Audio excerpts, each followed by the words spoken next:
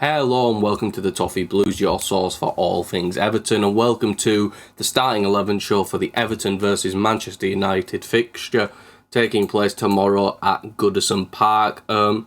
This one's a bit of an interesting one because it's a battle of two teams that are absolutely crippled. I think David Moyes confirmed his press conference, something that I'm going to read out a little bit here, that we have 10 players out injured. Man United probably aren't off. United had an even worse bench than us last game, and that's saying something, so it's an interesting one.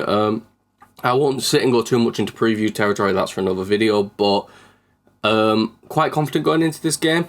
I think we've been really good. Man United have been really mediocre, and it's at Goodison Park. I feel like we always have an advantage at Goodison, and if we can beat Man United, it actually puts a solid gain on them for us. I think it will put us 6 points maybe ahead of them, if I double check here quickly. If we beat Manchester United, we will go 4 points ahead of them, We'll go 4 points ahead of them and more than likely be closer to the... Well, 100% we'll be closer to the top of the table, the mid-table and European spots compared to the bottom of the table. We win this game, we'll be probably between 8 and 11 points off the top 7, and we'll be probably still around 13-14 points away from the relegation zone, so that's really good. But speaking on the injuries, Moyes mentioned when having to pick between Alcaraz, who got a goal and an assist last game and played fantastic, or recalling Decore to the starting 11, Moyes said we've got them both fit at the moment, so that gives us a decision to make. We'll look at it and I'll need both of them. We're really short on numbers. I think I've got 9 or 10 players out injured, so for us getting results with that amount of players out is a great credit to the players who are playing at the moment. I don't think we have any additional injuries, and I don't think at the moment we have anyone coming back from injury. Currently out we have Iliman Ndiaye, Nathan Patterson, Yusuf Chamiti, Seamus Coleman, Dwight McNeil, Armando Broja, Dominic Calvert-Lewin and Orel Mangala. He did say Patterson's on the grass for the past couple of days, but too soon. And Ndie's been taking injections, and we're positive that he's working hard to get back quickly. Chamiti's back on the grass, and he's had 2 days on the grass. So it's one of those where don't expect anyone back. Decore, of course, will be on the bench now because he's returned from injury, but don't actually expect anyone major coming back unless a miracle happens. But anyway, let's get into the starting 11. I think goalkeeper Jordan Pickford, of course. What is there to say? One of the best goalkeepers in the Premier League, and to no surprise, he'll keep his spot. I've actually got the entire back four staying the same. Shocker, I know. Jacob Ryan, right back. I said this last time I did this. Arguably one of the best players under David Moyes. Fantastic again last game.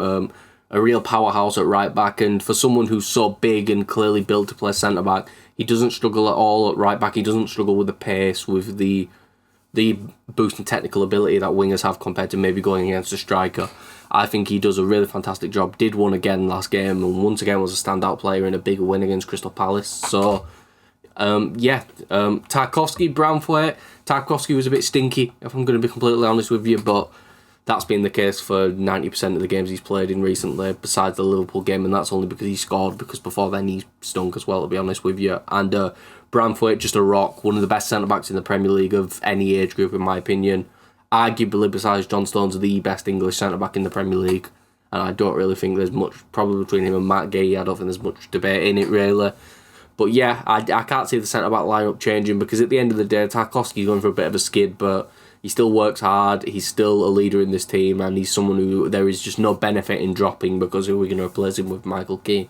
You know, and Mikalenko at left back, another one of the resurgent army under Moyes. It's clear that having Leighton Baines around in the first team staff has really helped him, and it's one of those where hopefully Miko continues to thrive, because Man United, with all their injuries, aren't really going to have much damage to deal around that right hand side. It's been rumoured that it'll be Xerxes starting as that right 10 with Garnacho on the left, so it's one of those where it's not really that much of a worry, to be honest with you. I think Mikalenko should have a good chance, and I think he's going to probably get isolated against someone like De Ligt a few times with those overlaps, so he needs to take advantage of that. The defensive midfield partnership is going to be the usual suspects of Garner and Gay. Garner again has been pretty good since his return, and Idrissa Gueye's been fantastic all season, really, so it's one of those where there's no point making changes to a solid area of the pitch, and I think it's one of those where both players are locked into the team. I don't see a world where Decore comes in deeper to play either of these places, or see a world where Alcaraz is moved back either. I think it's one where to be honest, as minimal changes as possible being made is probably the best account to take going into this game, if I'm being honest with you. And then moving into the front, the three behind the striker, you have Jesper Lindstrom on the right, Charlie Alcaraz in the middle, and Jack Harrison on the left, unfortunately. I don't know, Harrison is just one where he just fails to move me, and he doesn't really do anything that blows me out of the water. I think he was okay for his standards last game, and I know he'll work hard defensively, so it's always a positive to have someone who's willing to work that hard defensively and provide that extra man back, but he just doesn't really offer anything in an attacking sense. His strength, if you can say that, is crossing the ball in at times, and I just don't think we have the striker where crossing the ball is the ideal scenario. Lindstrom's an interesting one because he probably should have 5 or 6 assists this season, but he's been let down, but also he lets himself down in a sense. I think he could be better. I think he definitely has the ability to be better, and I think it's one of those where hopefully if he can get a goal or an assist against United, that'll give him the confidence he needs going forward. But yeah, it's one of those where I don't really think he's helping his option to buy at all, if I'm going to be honest with you.